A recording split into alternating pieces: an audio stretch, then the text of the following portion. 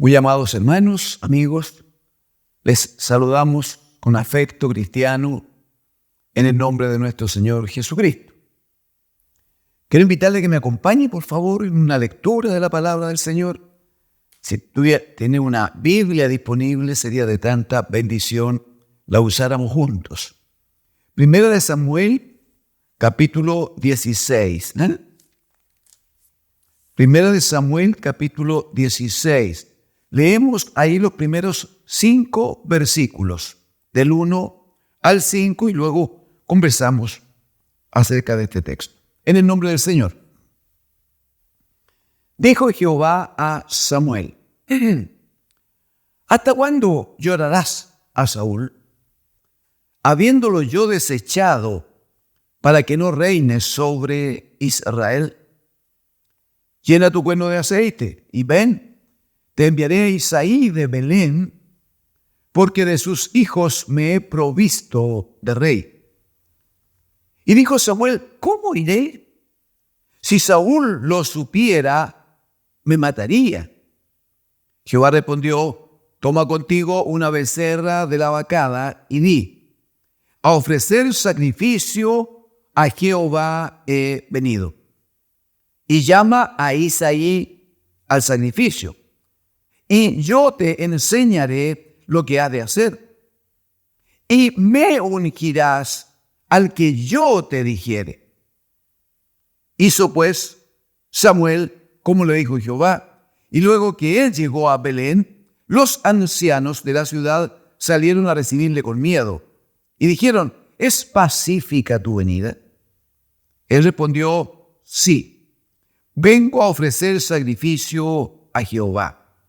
Santificaos y venid conmigo al sacrificio. Y santificando él a Isaí y a sus hijos, los llamó al sacrificio. Amén.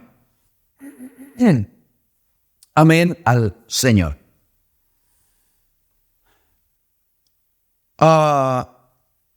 Estamos, amados hermanos, amigos, tras intentando conocer poquito más aquella palabra de Jehová Dios que le dice a Samuel, una vez que Saúl había desobedecido al Señor, el Señor le dice a Samuel que a su vez transmita a el rey Saúl que su reino no será duradero, porque dirá Jehová el Señor por Samuel: Jehová se ha buscado un hombre conforme a su corazón. Jehová se ha buscado un hombre conforme a su corazón. Hemos hecho en predicaciones anteriores, hemos intentado no hacer ningún estudio del libro de Primera de Samuel, no. Los tiempos no nos lo permiten, pero sí hemos intentado avanzar de a poco en el conocimiento de cómo se dio este cambio de gobierno que hace el pueblo de Israel cuando rechaza este gobierno de Dios a través de los jueces y piden a Samuel que le nombren rey, dando como argumento: queremos ser igual que todas las otras naciones. Respecto de lo cual, Samuel, profeta de Dios, sabía que había pecado allí, sabía que había una rebeldía, era un plantearse frente a lo que Dios había determinado. El pueblo llegó a conocer y a reconocer que habían pecado fuertemente delante de Dios. Y bueno, ahora ellos han estado con rey durante los primeros años del rey Saúl. Saúl ya ha desobedecido 2 veces y eso hace que la decisión de Jehová sea muy firme respecto de cambiar al rey. El punto es que dejar a Saúl como rey, asumir que estaba despreciado por Dios, claramente afecta a Samuel. La Escritura dice en el capítulo 15 de Primera de Samuel, versículo 35, dice: y nunca después vio Samuel a Saúl en toda su vida. Y Samuel, el profeta, y Samuel lloraba a Saúl. Y Jehová se arrepentía de haber puesto a Saúl por rey sobre Israel. Claramente este texto entrega mucho material que no podremos examinar en detalle, pero uno dice que habiendo Dios rechazado a Saúl como siervo, como comisionado, por lo tanto como rey sobre Israel, porque ya lo hemos conversado antes, el rey de Israel no era el que mandaba, no era el que decidía, él tenía un cargo de administración y debía estar sujeto al que de verdad gobernaba, al que seguía siendo rey de reyes y señor de señores. Y ese gobierno lo establecía Dios. Él es el rey, no hay duda. Lo establecía Dios a través de la palabra profética.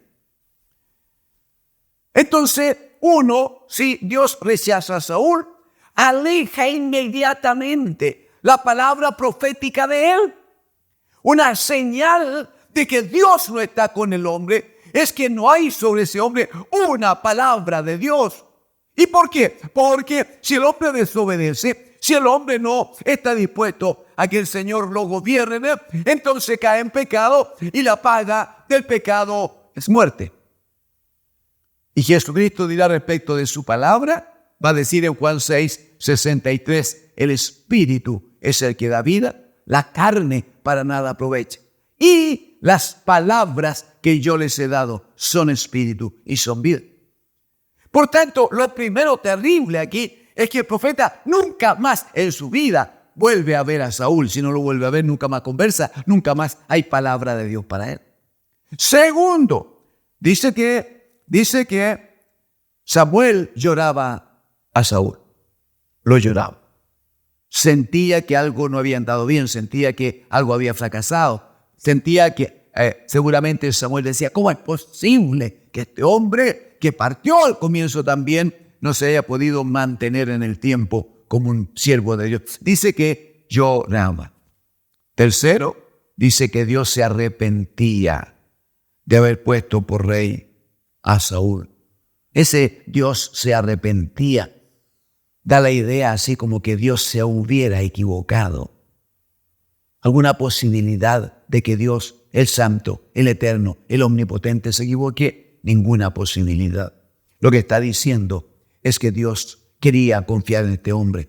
Dios creó a Adán a su imagen, conforme a su semejanza, y quiso confiar en él. Lo puso en el huerto, le dio instrucciones para que obedeciera. Lamentablemente se cruzó Satanás allí y torció el propósito que Dios tenía. Aquí Dios nombra a este hombre y le da la oportunidad de que él tome el camino correcto, el camino de la obediencia, el camino de estar bajo la palabra de Dios. Le da la oportunidad, no solo una vez, le da 2 veces la oportunidad. Sin embargo, este hombre que venía ya con un corazón torcido, como todos los hombres, engendrados en pecado y concebidos en pecado en el vientre de nuestra madre, lamentablemente el pecado toma más fuerza, gobierna para muerte. En el capítulo 16, lo que hemos leído, lo primero que dice es que Dios llama la atención a Samuel para decirle, ¿hasta cuándo llorarás tú a Saúl, habiéndolo yo desechado para que no reine sobre él?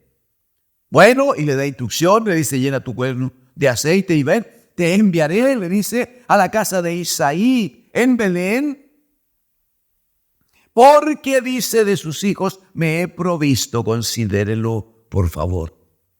No dice que va a mandar al profeta a buscar, a observar, a ver si existiera alguna posibilidad. No dice que va a hacer una gestión a ver si le resulta. Le dice, tú vas a ir a la casa de ese hombre, Isaí, en Belén, yo ya me he provisto. Allí yo tengo al próximo rey.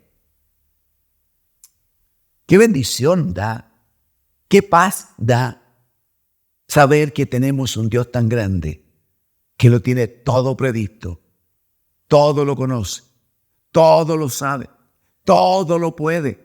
El tiempo no es un problema para Él, porque los tiempos y las sazones, dirá el Señor Jesucristo, están todos puestos bajo la sola potestad de Dios. Por tanto, le dice, bueno, te voy a enviar, debes ir, prepara el aceite, vas ya ahora. Surge en Samuel, si usted observa conmigo en el capítulo 2, surge en Samuel una cuestión desconocida en él. Tiene Samuel así como una debilidad en su fe. Qué bueno es reconocer esto.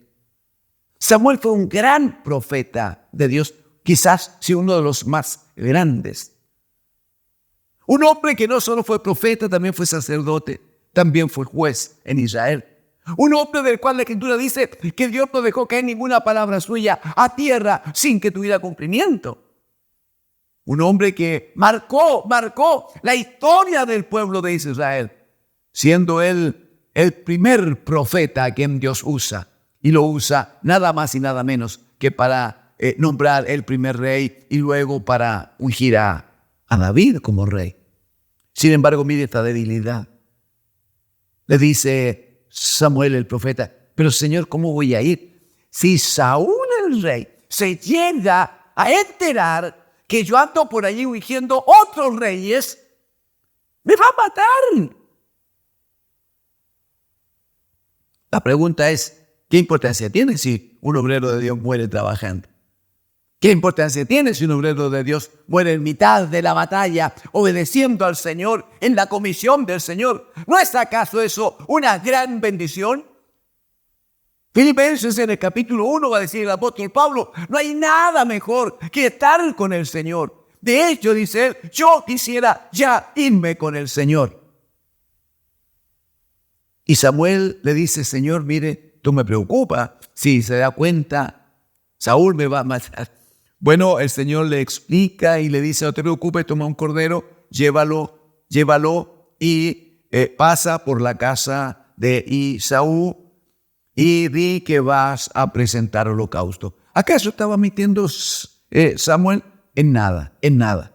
Porque lo primero que hicieron, lo primero que tenía que hacer y lo primero que hicieron fue presentar sacrificios a Dios. No estaba mintiendo. Estaba guardando silencio respecto de la intención de fondo. Estaba guardando silencio de lo que vino luego. Pero no mintió cuando dice, he venido a ofrecer sacrificio a Dios. Ahora es interesante, si me permite,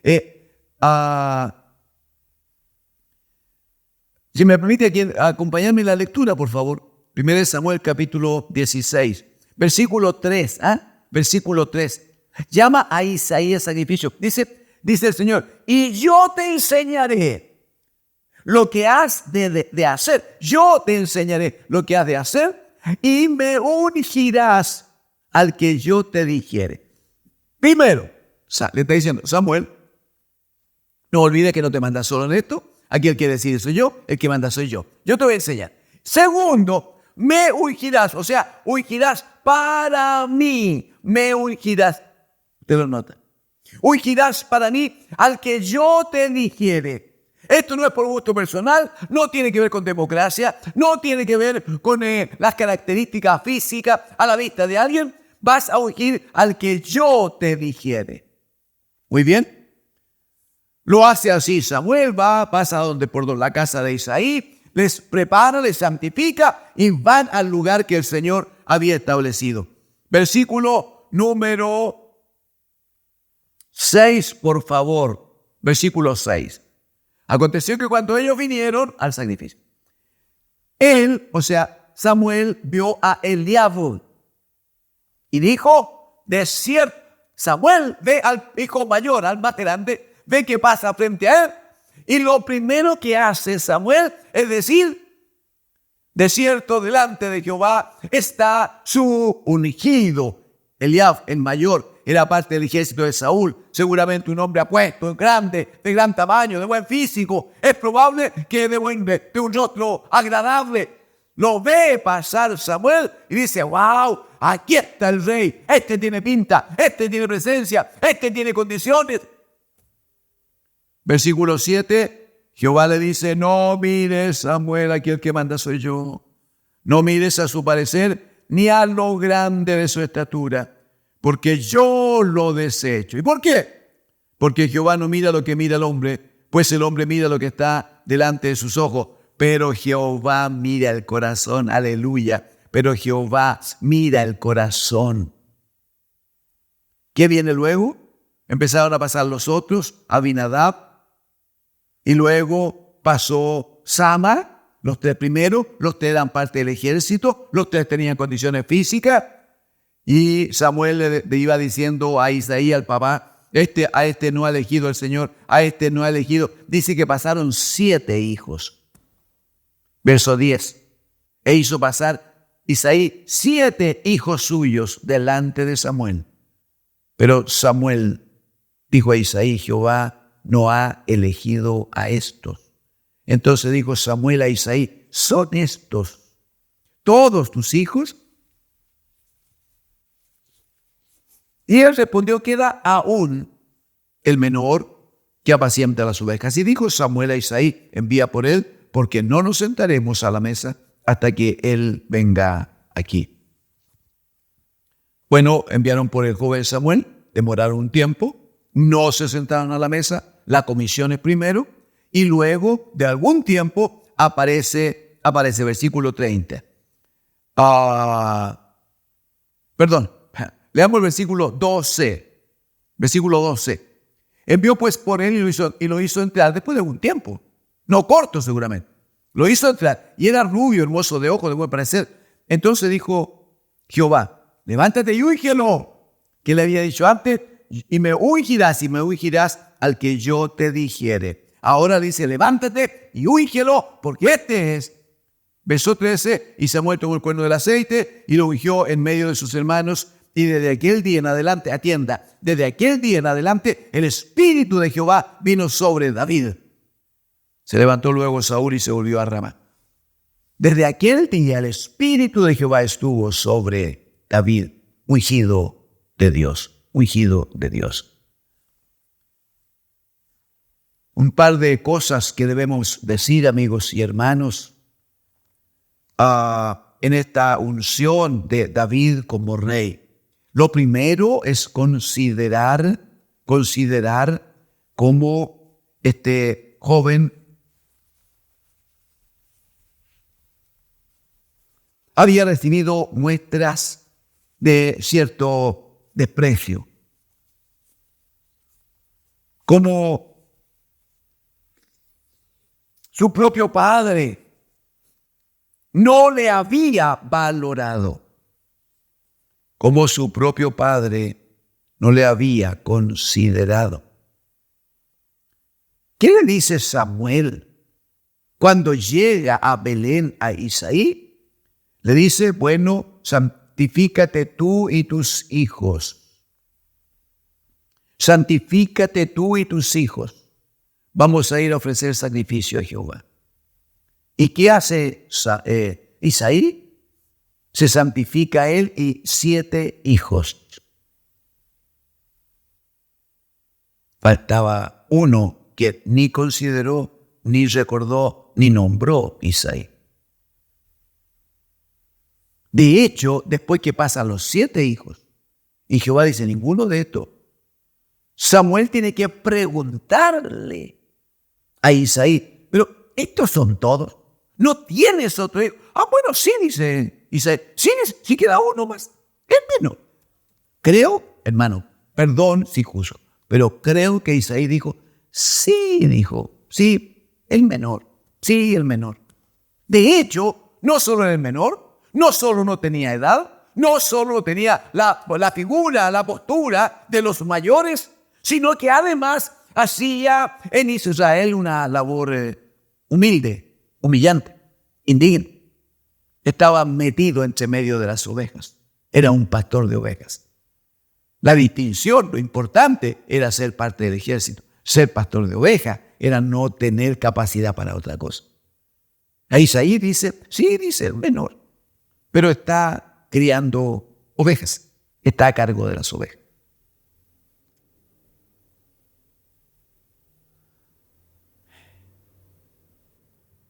Samuel le dice, claro, ok, vaya a buscarlo, mándenlo a buscar. No nos sentaremos a la mesa hasta que lo unjamos, hasta que lo veamos, lo conozcamos y cumplamos la comisión del Señor. Ahora, por favor, lo que quiero decir es básicamente, ¿qué diferencia la elección en lo que veía Samuel y lo que veía Jehová Dios? Porque Samuel había dicho de lo primero, este tiene pinta, este parece, este puede, este es el hombre. Jehová el Señor le dice en el versículo 7, no mires a su estatura, no mires a la pinta que tiene, no mires a la forma en que caminan o marchan. Porque el hombre, en la cuarta línea del versículo 7, pues el hombre dice, mira lo que está delante de sus ojos, pero Jehová mira el corazón. Jehová mira el corazón. Quiero decirles, amigos y hermanos, que lo que vive David aquí es lo mismo que luego va a vivir Jesucristo. De hecho, David será tipo de Cristo, será figura de Cristo, así como David es despreciado de los suyos. Luego se cumplirá la profecía. Juan capítulo 1, verso 11, usted lo va a recordar. Dice que Jesús a los suyos vino. Dice, los suyos no le recibieron porque le despreciaron. Porque le despreciaron. En San Juan capítulo 7, San Juan capítulo 7, va a decir que versículo 12 estaba cerca la fiesta de los judíos, la de los tabernáculos. Y le dijeron sus hermanos, ya no está hablando del pueblo de Israel, está hablando de sus hermanos, de su familia. Y sus hermanos le dijeron, sal de aquí y vete a Judea, para que también tus discípulos vean las obras que haces. Porque ninguno que procura darse a conocer hace algo en secreto. Si estas cosas haces, manifiéstate al mundo. Porque, mire verso 5, porque ni aún sus hermanos creían en él. Ni aún sus hermanos creían en él. Quiero decirle que en una experiencia posterior de David, él va a donde estaba el ejército, allí se encuentra con sus hermanos, y cuando David muestra su disposición para enfrentarse al gigante Goliat, su hermano le reprende. Su hermano mayor le trata mal, le trata muy mal. Solo para terminar, ahí en el capítulo 17, acompáñenme por favor a el versículo 28, solo el versículo 28. Dice, oyéndole hablar Eliab, su hermano mayor, porque David estaba diciendo que él iba a ir a pelear contra el gigante. Oyéndole hablar Eliab, su hermano mayor, con aquellos hombres, mire, se encendió de ira contra David y dijo, ¿para qué has descendido acá? David no había ido solo, no había ido por sí, había ido mandado por su padre. David estaba en obediencia. Y le pregunta a su hermano mayor, ¿y a quién has dejado aquellas pocas ovejas en el desierto? Siendo soldado del rey, estaba preocupado de una ovejita que costaba unos pesitos. Y luego le dice, yo conozco tu soberbia y la malicia de tu corazón, que para ver la batalla has venido. De esa manera era tratado David. De esa manera. Su padre lo desconocía, su hermano lo trataba mal, lo ofendía. Estaba dedicado a un trabajo absolutamente solitario en la montaña, solo acompañado de las ovejas y de una pequeña. Sin embargo, Jehová Dios dice, el hombre mira lo que está frente a sus ojos, pero Jehová mira no lo que el hombre mira. Jehová mira el corazón. Y cuando entra el joven David, jovencito, hermoso, dice, ¿no? De bonita figura, pero jovencito, seguramente menudito todavía. Cuando entra, dice que la instrucción de Dios es perentoria. levántate y úngelo. Ese es. Jehová había encontrado a un varón conforme a su corazón.